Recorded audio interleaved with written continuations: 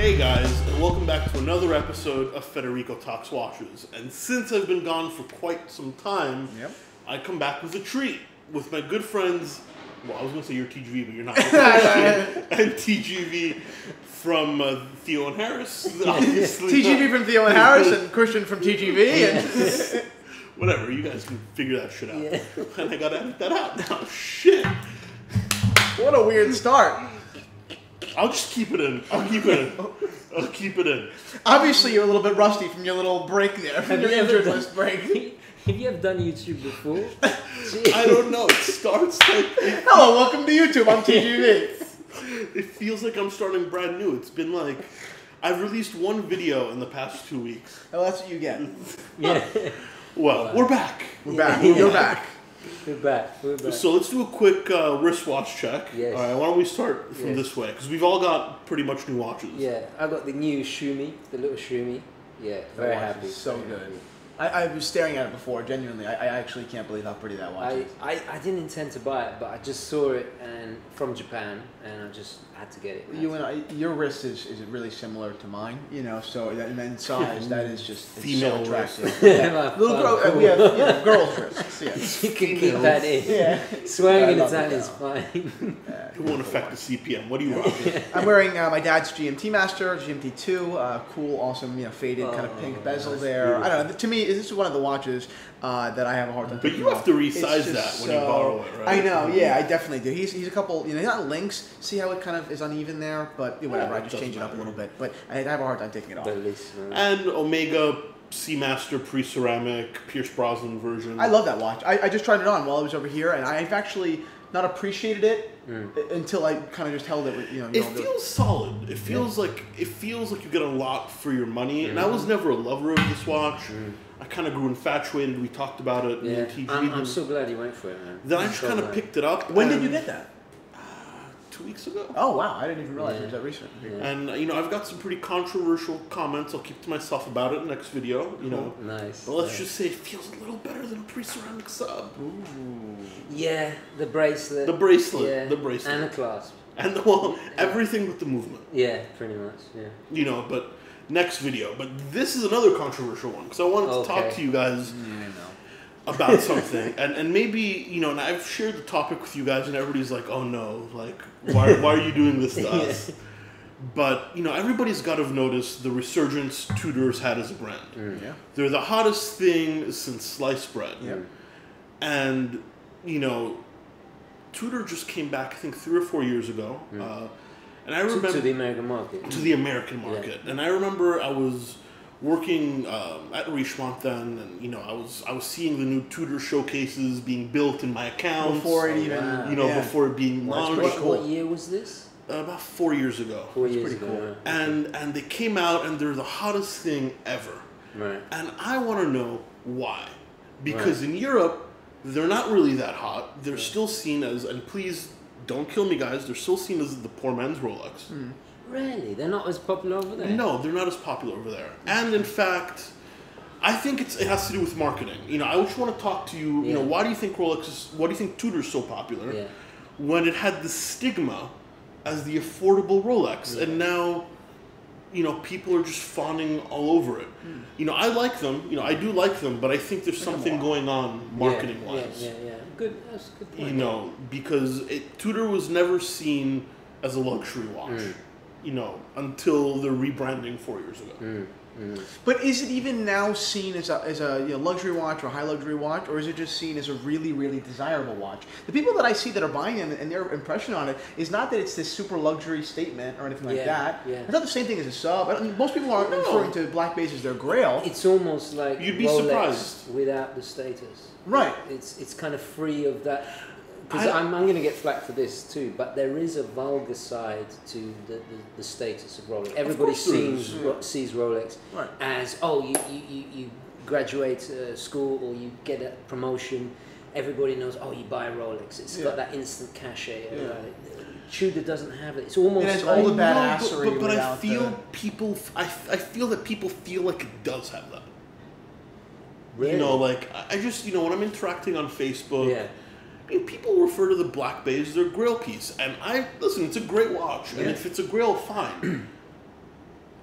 But maybe I was wrong about Grail, but no, but that sounds fine. I mean, because I get why it would be a Grail piece. It's an expensive watch. It's not it is an expensive watch. I get it. The other day, somebody said that they considered the Saab a Grail piece.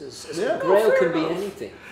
I'm talking from my perspective. But still, I mean, do you think that people? I mean, in your experience, are people referring to this watch, the Tudor watches, as luxury? Because in mine, really, they're not. That's the question. I don't think so. Yeah. Absolutely, they are. They're being sold in Wimpy, right in between IWC and Rolex. Yeah. They're being sold at London Jewelers, right next to the Patek counter. Yes. In Europe, Rolex and Tudor. Or is it because they're just selling? I mean, they're selling. They're hitting a real mass populace. They're making a lot of money for brands, for owners of shops. Yeah. So why not? I mean, it doesn't mean that they're luxurious. I think that Hanes sells a lot of T-shirts. So there's a lot of T-shirts, in stores that have way more expensive things. Yeah. They just work. You're right, but it's just in my mind, and I really like Tudor. I'm getting a Monte Carlo, definitely. It's just this is a discussion I want to have with some watch guys. Right. But for example, their in-house movement that went into the Black Bay. I looked it up because everybody keeps asking me, Federico, do you go in-house, shield dial or Edison's dial? It's not a pretty sight. It not only is it not pretty, it's an ugly movement. Yeah. And I'm not saying, it's an undecorated Rolex movement. I mean, no, straight out of the Seiko factory, like base metal looking movement. Right. Yeah. But I think the point is that it's more about performance and it's more about being in the house. But they're still charging $3,000. They're still charging $3,000 because it's a comfortable. I think that's a comfortable range for a lot of people to buy a watch. I mean, my basic impression, the reason that I appreciate Tudor so much, and there are a couple of reasons, but it's because the guys who made Rolex famous as tool watches, right? Yeah, workers, divers, cool guys that got down in the mud, down and dirty, that showed that this thing was a tool. Today would not buy a C sub.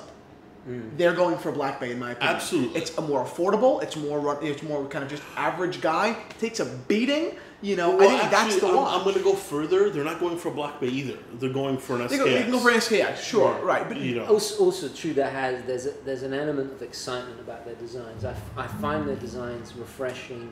The Black Shield. Is the Black Shield? Black Shield is the chronograph. Yeah, like the racing version. They're a little bit more daring than Tudor's. Yeah. Tudor's very Rolex. Rolex is very they take years to change, and it's all they change the date just by a few millimeters. It's like it's the biggest thing in the world. Yeah. Whereas so they have jumping through hoops. Yeah, I would love to see a red, a burgundy Submariner. It's there's before you see that, Rolex is going to release it in white gold, then they're going to release it in yellow gold, and then they're going to release it in steel. It always comes out first in the precious. I've noticed that, but very few people are going to afford that. Of course. But so you guys, because essentially the reason I asked this question is I'm not saying Tudor's a bad watch. There's so much hype, and I don't understand it. But you credit marketing. There's nothing new on the market. Not new. I think the hype is worth it because from my perspective, you get a little bit of that Rolex pedigree. You get their skill from everything they've learned has gone into producing these more affordable, and you're getting something that you can be proud of with your watch buddies. And it still kind of holds its own. Okay, so here's a tough question. Yeah. And be honest. Yeah. If Tudor had nothing to do with Rolex, nothing at all, Tudor was Tudor. Yeah. Would it still sell a fraction of the pieces they sell now? No. Well, factually, it would sell a fraction. Well, yeah. But go. No, no, they wouldn't. They wouldn't. So you do see that there's a little bit of Rolex. Yes, absolutely. In there. But it's like I just said, the mastery of watchmaking has come from Rolex. Yes, it has. So and that really helps not only their image but the final product. Yeah, the fact that they are a Rolex product that they gave them a platform to begin with to go from, right? Yeah. When they were reintroduced to America, people gave a shit. People care. Sorry. No. We've already thrown the editing. I know. My channel, the Theo and Harris. It's so vulgar. I do apologize. The lower the volume, just on the IT part of the word. Yeah, that's what I do with him. Yeah. So I think that the fact that they are a Rolex brand gave them an enormous platform to go from. But since then, I think their success is based off of the fact that they understand and have reacted and have produced watches that cater to the market really aware, well. But you guys are also aware. You're right. But you're also aware that the only Tudor models selling right now are the Black Bay, the Pelagos, and the Monte Carlo. No one's buying an Advisor, a Rose, like all their Datejust stuff. But it's like any business. You always have your key sellers, and they support the rest of the brand. Okay. And so you can have that wide range. I mean, very few people buy the new what is it, the Day, the new one. I think KDP bought one. It's stunning. It's beautiful. I tried one on in Harrods. They're very, very nice. I personally prefer the older ones, but that's just better bang per buck. But what I'm saying is that very few people buy that, but they're still able to offer that wide range. I think it brings a bit more... That makes a ton of sense. And I'm just playing devil's advocate. Yeah. Guys, please don't shank me. I do like Tudor. It just for the sake of honest and interesting discussion, which I hope you do find it interesting, I was playing devil's advocate. I mean, I do think there's a little bit of hype around Tudor. And as my battery indicator blinks red, we do have to wrap this up. Oh, wow, yeah. But once again, not a Tudor hater. Don't hate me. Don't unsubscribe. Just want to bring you interesting content. And once again, this is Christian from Theo and Harris. Link in the description below. Don't forget to subscribe. TGV, you guys are already subscribed. In fact, just do we even need to mention it? I guess we do. In the description. In the description. And I promise I'm doing my best to put out more content. Just a little swamped with work right now. But things are getting better, so I should be getting back to my normal schedule this week.